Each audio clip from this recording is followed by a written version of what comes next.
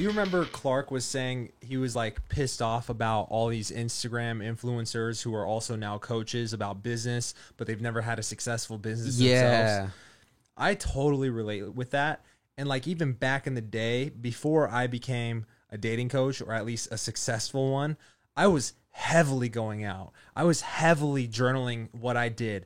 I was heavily studying everything I could. And I don't just say that to make myself sound good. I say that because I didn't want to be the guy who had to just make myself sound good by saying all these things that people say when they have done those things, right? I wanted to actually have good game. And I think that's because of that ambition to like my goal was not to be, obviously I want to be the number one dating coach, but I wanted to be known for that because my shit was actually that good. I didn't want to be the guy who just parroted shit and said stuff on the internet that sounded good. You know, that's the guy who's like, if you can just be yourself and be confident and make women laugh, then you have the keys to getting any girl. That's bullshit, you know? Shut the fuck up. That's such stupid advice, you know? But if you give them, here's what you say, and here's why you say it, and here's why she's going to respond that way. Oh, and by the way, when I did this, and I hit this situation, I did it this way, and there's this nuanced way to do it, and there's this, and if I can know things on that type of level where I specifically tell you what to do to get you the result in a specific situation, that's the shit that really separates, and that's why Raw Dating Advice is making waves, and people are following what we're doing.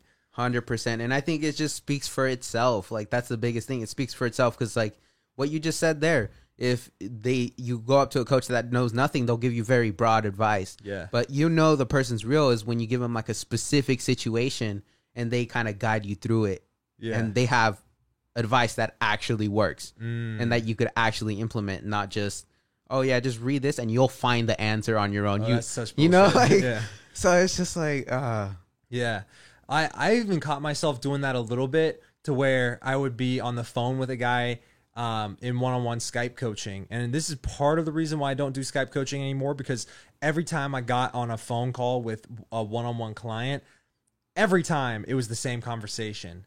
Every time. Why? Because I'd tell him what to do, and guess what? He didn't go out and fucking do it. And so I found myself starting to, one, dread one-on-one phone coaching calls, and two, when I got on the phone, sometimes I'd want to be like, oh, that's the issue you're having? You realize I have an entire book written about that. When's the last time you even opened that book? And I felt bad as a coach on the phone going, yo, read this chapter. And I started realizing they don't pay me to tell them what chapter to read. They pay me because they don't want to read the fucking chapter. They pay me because he doesn't want to figure out the fucking goals himself.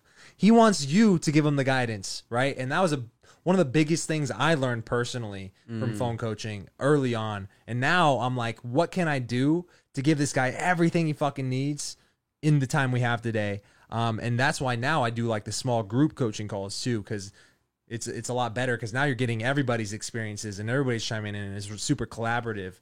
Fucking love that shit. It's way more conversation. Efficient. Yeah. Yeah. 100%. That's also why I like the in-person stuff, you know? What kind of a fucking event would it be? A law of attraction, dude. If people came to his event, just like people came to my event, paid thousands of dollars to be there each, and he's like, okay, read chapter 1, read chapter 2. They don't fucking do that shit.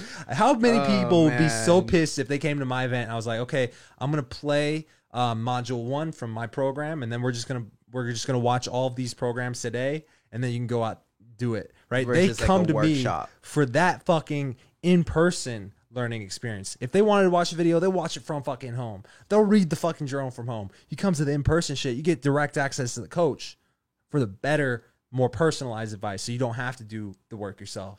I don't know. I guess I'm just going down a rant. Yeah, and I mean, at the end of the day, though, I am grateful for that experience, because it's like now I know a little bit more of what to look for, and that experience really pushed me of just like getting frustrated and fed up with like, okay, I'm doing this, but nothing's happening, and it's like, and then that's when it hit me that I need to be doing, like, just taking action, whether it's like, I don't know, if I think I want to do this, all right, let me go do it. Let me throw myself in the water.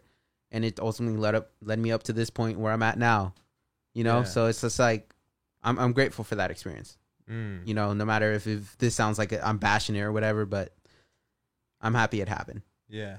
So would you say, it seems like you've had a lot of experiences, like the weed, You thought people were going to kick you out of that mastermind group because you got high.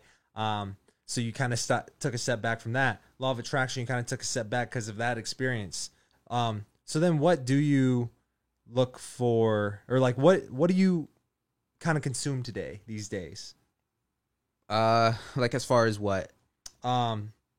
Personal development, training, anything to make yourself better. A really big one is Andy Frisella. Yeah. Like because I feel, dude, like now just hearing his podcast and stuff, he really knows what he's talking about, and he's like running an actual business just like he's from Missouri. Yeah, he's from Missouri. Yeah, Midwest. They have like I haven't seen his new what was it, warehouse, but supposedly it's really badass.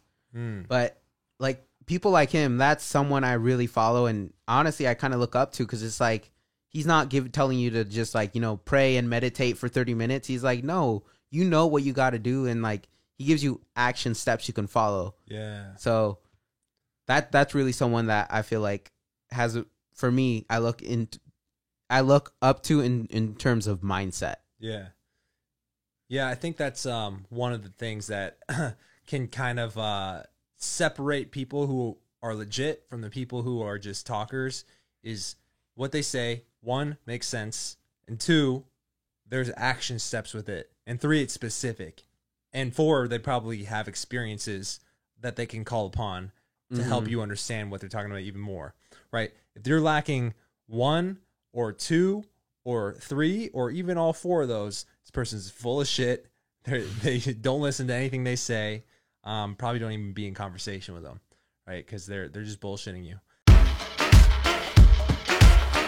Na na na na na na.